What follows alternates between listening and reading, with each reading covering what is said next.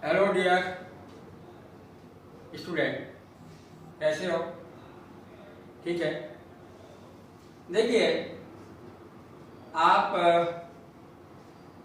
के लिए आज मैं जो 12th का एग्ज़ाम है बायो, उस परीक्षा के दृष्टिकोण से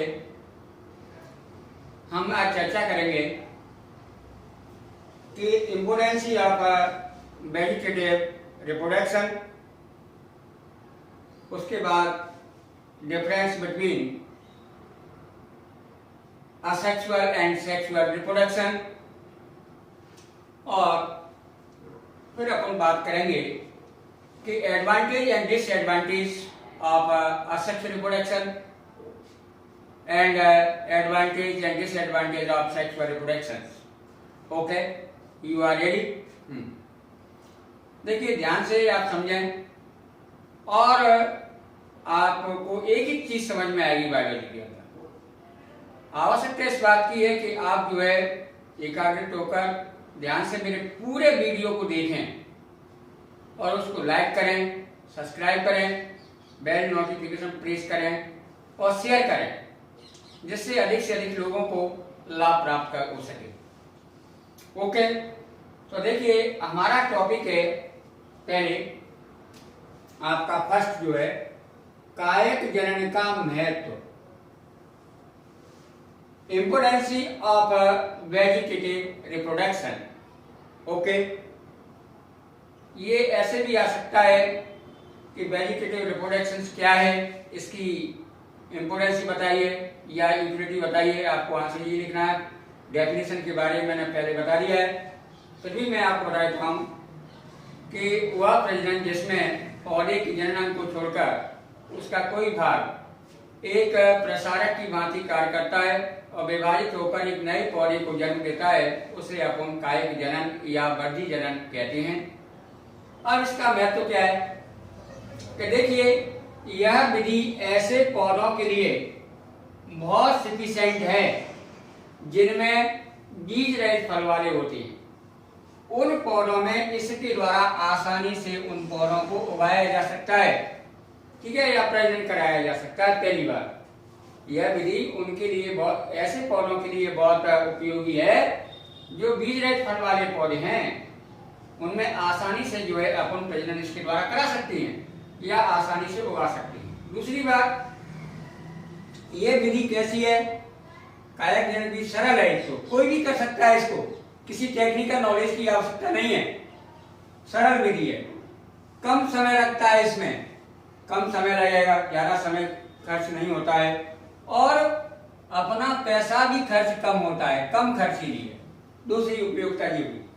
तीसरी बात कि ऐसे पौधे जो जीवित या जननक्षम बीज उत्पन्न नहीं कर पाते हैं, उनमें प्रजनन कराने के लिए यह सर्वोत्तम विधि है, बहुत अच्छी विधि है, ठीक है। जैसे आपका केला है, अनानास है ना, और भी कई प्लांट्स हैं, जैसे बीज रहित अंगूर है ना, उनमें इस विधि के द्वारा अपन प्रजनन आसानी से करा सकते हैं, ठीक है। अगली बात ये आती है कि इसके द्वारा पैतृक लक्षणों को, मूल लक्षण हैं, उनको संतानों में स्थिर बने रहते हैं। हमारे पीढ़ी दर पीढ़ी वो जो है ट्रांसफर होते रहते हैं, उनमें कोई परिवर्तन नहीं आता है। या ये कहें कि किसी वांछित लक्षण को इसके द्वारा अपन स्थायी बनाए रख सकते हैं। फिर जैसे इस विधि द्वारा अपन ऐच्छिक लक्षण है या इच्छा अनुसार लक्षणों वाले पौधों का विकास किया जा सकता है। क्या कर सकते हैं? इच्छित गुणों वाले या लक्षणों वाले पौधों का विकास किया जा सकता है कायक जनन के द्वारा। ओके, और देखिए, एक अगला महत्व और भी है, वो है कि ऐसे पौधे जिनके बीजों में अंकुरण की क्षमता नहीं होती है, उनमें प्रजनन इसके द्वारा आसानी से कराया जा सकता है, ठीक है। ये प्रजनन के लाभ हैं या महत्व हैं। लेकिन कायक जनन की कुछ हानियां भी हैं। हानि क्या है कि इसके द्वारा अपन जो संतति प्राप्त करेंगे उसमें ज़्यादा वेरिएशंस नहीं आएगा, तो विकास की संभावना कम होगी। बार बार जो है कराएंगे तो दिक्कत आएगी, है ना। तो आपके ये क्वेश्चन यही आएगा कि कायक जनन क्या है और इसका महत्व बताइए। वो मैंने आपको बताया कि कायक जनन क्या है बेटा, कि ऐसी विधि है जिसके द्वारा अपन कम समय में सरल और कम खर्च में काफी पौधों को डेवलप कर सकते हैं। और ऐसे पौधे जो जीवित या जननक्षम बीज उत्पन्न नहीं कर पाते हैं उनके लिए तो ये बहुत सर्वोत्तम विधि है। इसके द्वारा पैतृक लक्षणों को अपन संतानों में स्थिर बनाए रख सकते हैं और ऐसे लक्षणों वाले पौधों का विकास कर सकते हैं, ठीक है। और ऐसे पौधे जिनमें क्या है अंकुरण की क्षमता नहीं होती है उनमें इसके द्वारा प्रजनन कराया जा सकता है, ठीक है। नेक्स्ट हमारा क्वेश्चन है या टॉपिक है वो है आपका ये हो गया बी, अलैंगिक एवं लैंगिक जनन में अंतर। अलैंगिक एवं लैंगिक जनन में अंतर, difference between asexual and sexual reproduction. तो देखिए अलैंगिक जनन में आप देखेंगे और लैंगिक जनन में जब आपको मैं दोनों को परिभाषित कर चुका हूं तो ये आपको आसानी से समझ में आना चाहिए। तो जैसे अलैंगिक जनन है इसमें एक जनक भाग लेता है। क्या लेता है? एक जनक, चाहे वो नर हो और चाहे वो मादा हो, एक जनक भाग लेगा, ठीक है। अर्थात यह एक जनकीय होता है। असेक्सुअल रिप्रोडक्शन कैसा होता है? एक जनकीय होता है। लेकिन लैंगिक जनन में दो जनक भाग लेते हैं, नर और मादा, तो ये कैसा हो जाएगा? दो जनकीय होता है, ओके। अब अलैंगिक जनन में एक युग्मक है, गैमीट हैं, इन युग्मकों का निर्माण नहीं होता है। युग्मकों का निर्माण नहीं होता है, गैमीट फॉर्मेशन नहीं होगा। इसमें मेल और फीमेल गैमीट का फॉर्मेशन होता है सेक्सुअल रिप्रोडक्शन के दौरान। फिर आप देखेंगे कि अलैंगिक जनन में युग्मक हैं वे आपस में मिलते हैं, संलयित होते हैं, निषेचन होता है, निषेचन नहीं होता है इसमें। अलैंगिक जनन में युग्मक संलय नहीं होता है, जबकि लैंगिक जनन के दौरान युग्मक हैं उनमें आपस में संलयन होता है, निषेचन की क्रिया होती है, ठीक है। अब अलैंगिक जनन है वो सामान्यतः असूत्री और समसूत्री विभाजन द्वारा होता है। किसके द्वारा होगा? असूत्री और या समसूत्री विभाजन के द्वारा होता है। जबकि आपका लैंगिक जनन है उसमें समसूत्री एवं असूत्री दोनों प्रकार के विभाजन पाए जाते हैं, ठीक है। अब अलैंगिक जनन की जो दर होती है वो तीव्र होती है। कैसी होगी बेटा? तीव्र गति से जो है होती है, माने कम समय में अधिक संतानों को उत्पन्न कर सकते हैं। लेकिन लैंगिक जनन की जो दर होती है वो धीमी होती है या मंद होती है, ठीक है। अब अलैंगिक जनन द्वारा उत्पन्न संतान हैं वो क्या है बेटा? जनक के समान होती हैं। अलैंगिक जनन के द्वारा जो संतान उत्पन्न होती हैं वे अपने जनक के समान होती हैं, बिल्कुल, ठीक है। और लेकिन लैंगिक जनन के द्वारा जो संतान उत्पन्न होंगी वे अपने जनकों से भिन्न होती है, ठीक है। अब अलैंगिक जनन है इसमें जो है युग्मकों का फॉर्मेशन नहीं हो रहा है, उनका संलयन भी नहीं हो रहा है, तो विभिन्नताएं उत्पन्न इससे नहीं होती हैं, है ना। तो इसमें जैव विकास की संभावना बहुत कम होती है, या ये हम कहें कि अलैंगिक जनन है जैव विकास में सहायक नहीं होता है। जब लैंगिक जनन है इसमें जनन इकाइयां बन रही हैं, उनमें निषेचन भी हो रहा है, असूत्री विभाजन हो रहा है, जो नया रिकॉम्बिनेशन बनेगा जिसके फलस्वरूप वेरिएशंस उत्पन्न होंगे और एक नई लक्षण का विकास होगा। तो ये क्या होगा? लैंगिक जनन आपका जैव विकास में सहायक होता है, ओके। ये आपको समझ में आना चाहिए, ठीक है। उसके बाद मैं आपको यहाँ बताना चाहूंगा, एक नंबर का क्वेश्चन आता है कि क्लोन क्या है? क्या आता है बेटा? क्लोन क्या है? एक नंबर का है, ओटी में भी आता है, 2 नंबर में भी आ जाता है। तो देखिए क्लोन क्या होता है, इसका आंसर ये होता है बेटा कि आपका जो है अलैंगिक जनन है, अलैंगिक जनन है, अलैंगिक जनन से उत्पन्न से उत्पन्न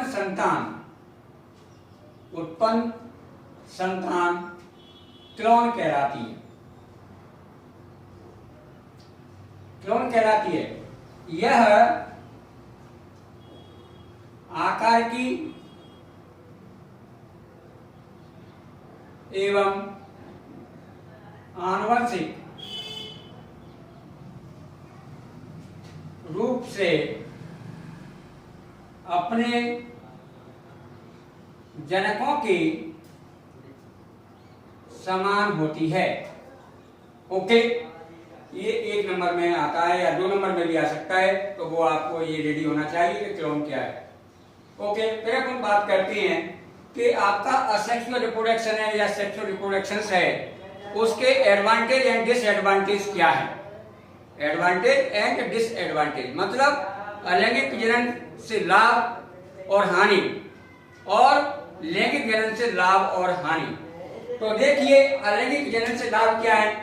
अलैंगिक जनन का सबसे बढ़िया लाभ यह होता है कि इसमें केवल एक जनक की आवश्यकता होती है, इसमें एक ही जनक भाग लेगा, है ना। ठीक है।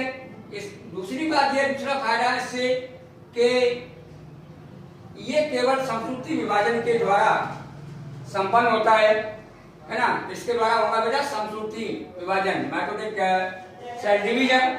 और तीसरी बात यह है कि ये जीवों को दूर तक फैलाने में सहायक होता है।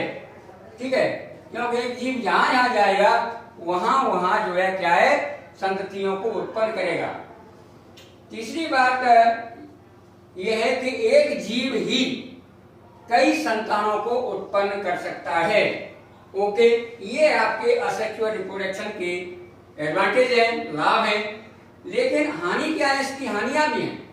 पहली बात तो यह है कि अलैंगिक जनन के द्वारा जो संतान उत्पन्न होती हैं उनमें वातावरण के प्रति तीव्र अनुकूलन की क्षमता नहीं होती है। तीव्र अनुकूलन की क्षमता नहीं होती है। ओके, दूसरी बात, इसमें युग्मकों का संलयन नहीं होता है, तो विभिन्नताएं उत्पन्न नहीं होती हैं। युग्मकों का संलयन नहीं हो रहा है तो विभिन्नता उत्पन्न नहीं होंगी, तो जिससे क्या है, विकास की संभावना क्षीण हो जाती है। ओके, ये इसकी जो है हानियां हैं असेक्सुअल रिप्रोडक्शन की। अब बात करते हैं कि सेक्सुअल रिप्रोडक्शन है, लैंगिक जनन है, इससे क्या लाभ है और क्या हानियां हैं। तो देखिए, अलैंगिक जनन में से लाभ यह है कि इसमें क्या है, युग्मकों का निर्माण होता है और युग्मकों का संलयन भी होता है, जिससे क्या है, विभिन्नता उत्पन्न होती है। विभिन्नता उत्पन्न होगी तो क्या होगा, नए लक्षणों के विकास की संभावना बढ़ जाती है ना। क्या होगी, नए लक्षणों के विकास की संभावना बढ़ जाती है। दूसरी बात यह है कि लैंगिक जनन के द्वारा जो संतान उत्पन्न होती हैं उनमें वातावरण के प्रति तीव्र अनुकूलन की क्षमता होती है। क्या होती है बेटा, तीव्र अनुकूलन की क्षमता होती है। लेकिन इसकी हानि क्या है, लैंगिक जनन की हानि सबसे बड़ी ये है कि इसमें 2 जनक भाग लेते हैं, नर और मादा। अगर दोनों में से एक भी एब्सेंट है, अगर दोनों में से एक भी एब्सेंट है तो क्या है, ये लैंगिक जनन संभव नहीं है। तो जो है अलैंगिक जनन में, लैंगिक जनन में क्या होता है कि इसकी क्या है, अनिश्चितता बनी रहती है। इसमें क्या होता है, सबसे बड़ी हानि क्या है कि लैंगिक जनन में 2 जनकों की आवश्यकता होती है। अगर एक भी एब्सेंट है तो ये संभव नहीं है, पॉसिबल नहीं है, और इसमें अनिश्चितता अधिक रहती है। दूसरी बात हानि ये होगी कि इसके द्वारा जो संतान उत्पन्न होती हैं उनमें क्या है कि विभिन्नताएं अधिक होती हैं। विभिन्नताएं अधिक होंगी जिससे क्या है कि मूल गुण हैं, जनकों के जो मूल लक्षण हैं उनका क्षय हो जाता है, डिजेनरेशन हो जाता है। तो इसके द्वारा मूल लक्षणों को बनाए रखा नहीं जा सकता है। ये आपको समझ में आना चाहिए। ठीक है, अगर आपको मेरा लेक्चर समझ में आता है, आप मेरे चैनल को सब्सक्राइब करें, लाइक करें, शेयर करें और बेल नोटिफिकेशन प्रेस ऑन करें। Okay, thank you. कल आपको नए टॉपिक के साथ मिलेंगे। धन्यवाद।